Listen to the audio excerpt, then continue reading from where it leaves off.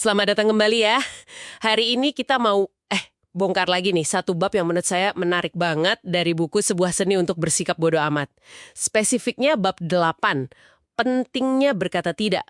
Wah, judulnya aja udah bikin penasaran. Iya, betul. Kita bakal coba gali nih, gimana sih kok menolak sesuatu malah bisa bikin hidup lebih baik. Terus soal batasan, boundaries Ya. itu, sama soal kepercayaan. Dan yang ini nih agak aneh kedengarannya, kebebasan justru datang dari komitmen. Gimana tuh? Iya, konsepnya emang rada kontraintuitif ya. Tapi intinya gini sih, kalau kita mau benar-benar menghargai sesuatu, ya kita harus berani nolak alternatifnya. Jadi penolakan ini, fokus ini, justru jadi kunci buat nemuin makna, buat bangun hubungan yang sehat gitu. Oke. Coba kita mulai dari ide penolakan itu sendiri deh. Penulis kan bilang ya, kebebasan yang tanpa batas itu sebenarnya hampa. Betul, hampa makna. Katanya makna sejati itu baru muncul dari komitmen.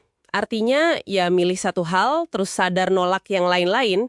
Saya jadi ingat tuh cerita dia sendiri pas udah keliling dunia, malah ngerasa lebih berarti pas akhirnya mutusin netep di satu tempat.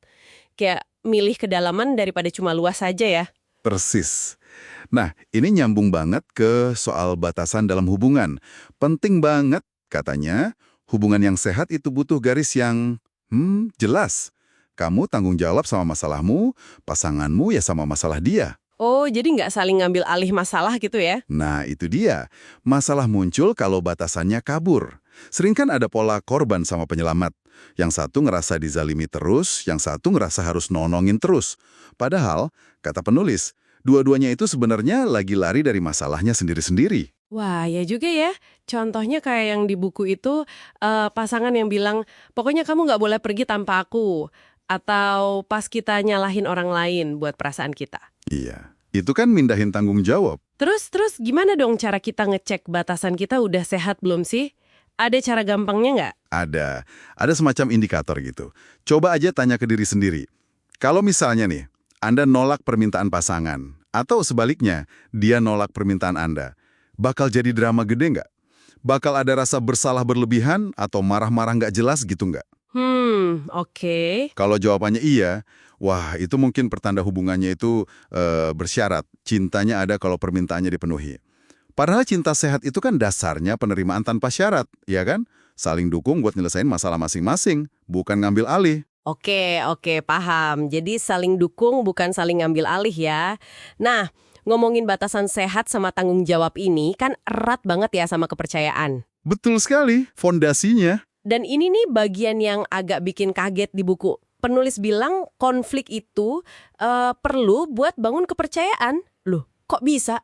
Awalnya emang aneh sih kedengarannya, tapi coba deh dipikirin. Anda beneran percaya nggak sama orang yang selalu aja setuju sama Anda? Nggak pernah beda pendapat? Iya juga ya. Agak mencurigakan malah ya. Nah, justru konflik, ketidaksetujuan yang dihadapi dengan jujur, itu yang nunjukin siapa yang beneran dukung Anda, gitu. Walaupun lagi nggak setuju, kepercayaan itu tumbuhnya bukan dari iya-iya aja, tapi dari jujur. Sekalipun nggak enak. Kayak contoh di buku, masih tahu temen kalau bajunya kurang cocok misalnya. Oh, hal sekecil itu ya? Ya, kesediaan buat bilang nggak dan nerima nggak secara sehat, itu yang bangun kepercayaan kuat. Terus gimana kalau kepercayaannya udah hancur banget? Misalnya kasus selingkuh yang dibahas juga kan ya. Itu gimana memperbaikinya? Kayaknya susah banget. Wah, itu memang luar biasa sulit. Penulis ngasih 2 langkah penting, tapi ya itu, nggak gampang. Pertama, yang salah itu harus ngakuin nilai apa sih yang sebenarnya dia langgar sampai ngelakuin itu. Bukan cuma nyari alasan. Harus paham kenapanya di level nilai. Oke, ngertiin akarnya ya. Betul. Kedua, nah ini yang paling krusial, harus ada bukti perilaku yang konsisten nunjukin perubahan. Nggak bisa cuma ngomong doang. Butuh waktu dan bukti nyata. Kepercayaan itu kan kayak piring kaca lah. Sekali pecah, ya susah banget balikinnya kayak semula. Bekasnya pasti ada. Bener banget. Oke, jadi kita udah bahas soal nolak, soal batasan, terus kepercayaan yang dibangun lewat jujur dan bahkan konflik. Nah, sekarang gimana ceritanya semua ini malah bikin kita bebas? Kan kesannya kayak membatasi diri. Kok malah jadi bebas? Ini paradoksnya di mana nih? Nah, ini dia yang namanya paradoks pilihan. Kita sering mikir, makin banyak opsi, makin bagus ya kan? Iyalah logisnya gitu. Ternyata nggak juga. Kebanyakan pilihan malah bikin kita cemas, nggak puas, terus takut ketinggalan alias FOMO itu. Oh, fear of missing out. Ya, ya. Dengan kita berkomitmen, mau itu ke satu kerjaan, satu pasangan, satu tempat, kita secara sadar motong ribut-ribut dari pilihan lain. Itu ngebebasin energi mental kita loh. Jadi bebasnya itu bebas dari keharusan buat terus nyari-nyari yang lebih baik di luar sana. Gitu ya? Tepat. Fokusnya jadi ke dalam, bukan ke luar terus. Komitmen itu bikin kita bisa benar-benar mendalami sesuatu. Hasilnya bisa lebih gede, kepuasannya lebih dalam. Jadi ngambil keputusan juga lebih gampang ya? Pasti, karena nilai kita jadi lebih jelas. Jadi ini benar-benar kebebasan lewat pembatasan yang kita pilih sendiri, bukan dibatasin orang lain.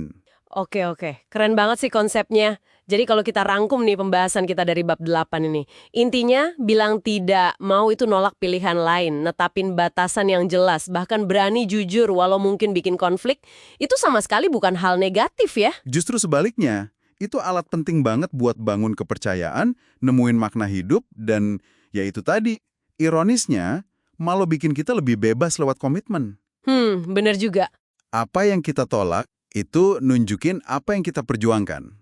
Itu yang ngebentuk diri kita sebenarnya. Komitmen ke satu hal, ya artinya nolak hal lain. Udah sepaket. Nah, ini jadi bahan renungan bagus nih buat kita semua, buat Anda yang dengerin juga. Coba deh pikirin. Kira-kira alternatif apa aja sih dalam hidup Anda sekarang yang mungkin perlu Anda bilang tidak supaya bisa lebih fokus, lebih komit ke hal yang benar-benar berarti buat Anda? Dan batasan kayak gimana yang kalau ditegakin bisa bikin hubungan Anda lebih sehat, kepercayaannya lebih kuat? Pertanyaan bagus tuh buat direnungin.